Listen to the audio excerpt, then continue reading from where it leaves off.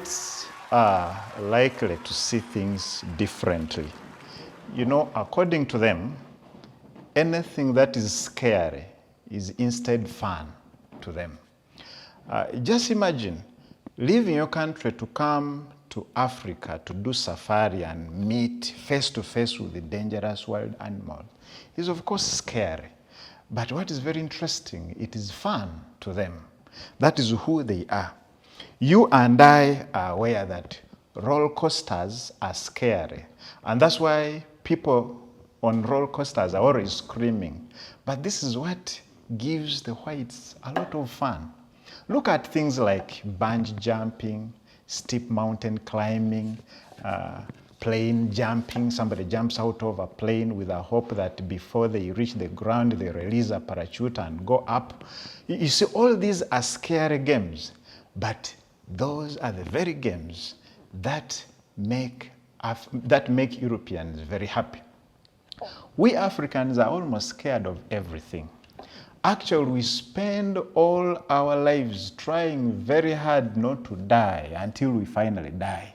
That is who we are, okay? So we don't play with lives. All warnings may not make meanings to an African until it is a death threat. Yes. Now, those of you who remember the American reality TV show called Fear Factor, I think it was hosted by Joy Rogan. There was that show where participants would take stunts and dares to win cash prizes, okay? And these were very scaring moves, but they would give whites a lot of fun. This is not African.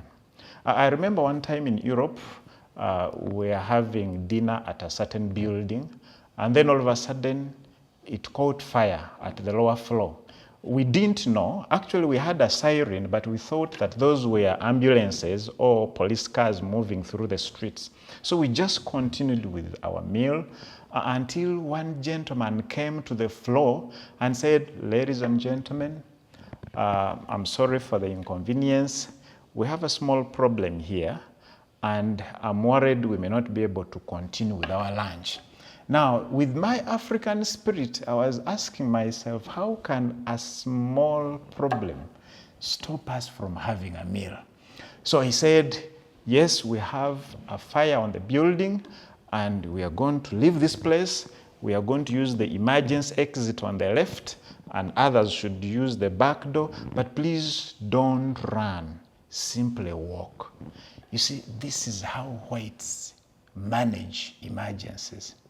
Now just imagine if it was a black man coming to announce such bad news. The guy would come running, would reach the floor panting, "Guys, fire, run!" And then you can imagine the stampede. Actually, people would die of the commotion and the stampede instead of the fire.